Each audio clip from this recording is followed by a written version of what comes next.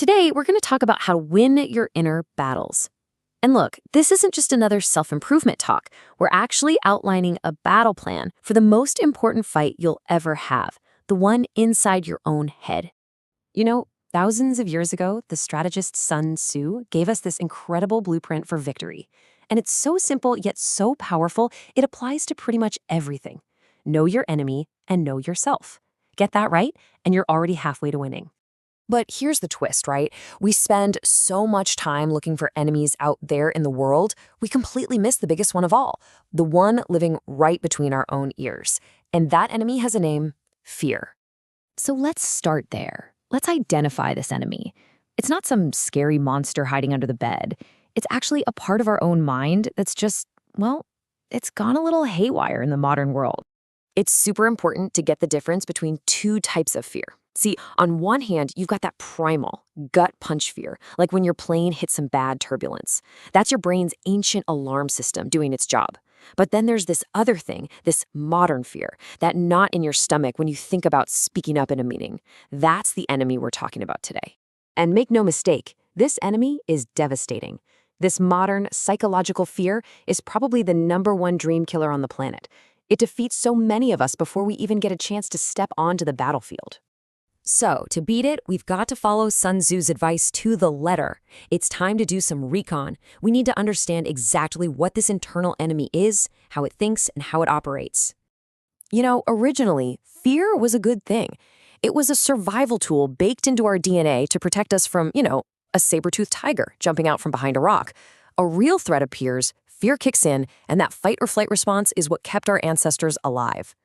Here's the problem, though. Our world has changed, completely. But our brains, they're still running on that same old software. That ancient alarm system is still there, but the saber-toothed tigers are mostly gone. And this is where that malfunction gets really dangerous. Your brain literally can't tell the difference between a tiger and, say, a tough conversation with your boss. So it floods your system with stress hormones like cortisol, which actually hurts your health. It paralyzes you. It steals your freedom. And ultimately, it stops you from even trying to build the life you say you want. Okay, so we've got a pretty good file on the enemy now. Time for the second, and just as critical part of Sun Tzu's strategy: knowing yourself. And here's the core truth of this entire battle, the one thing you really have to get. It's not you versus fear, it's you versus you. The warrior and the enemy, they're both inside your head. And winning this fight demands some serious self-awareness. So how do you get to know the warrior? Well, you start by asking some really honest questions. What are you actually good at? What are your specific fear triggers? What do you truly, deeply value? Not what you're supposed to value. And what does success really look like for you? Your answers? That's your secret weapon. All right, once you have that intelligence on the enemy and on yourself, now we can actually put together a plan of attack.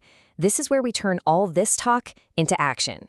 And the battle plan is actually pretty straightforward. It's a 3-step attack. And this isn't about wishful thinking or just repeating affirmations in the mirror. This is about real, concrete action. First, you take 100% responsibility. Second, you build real confidence by becoming competent. And third, you laser focus on only the things you can actually control.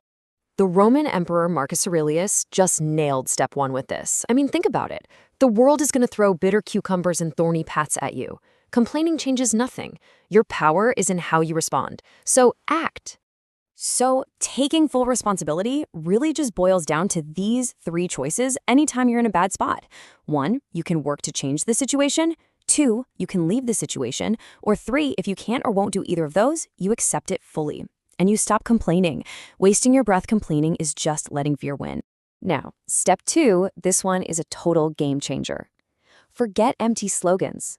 Real, unshakable confidence doesn't come from telling yourself you're great.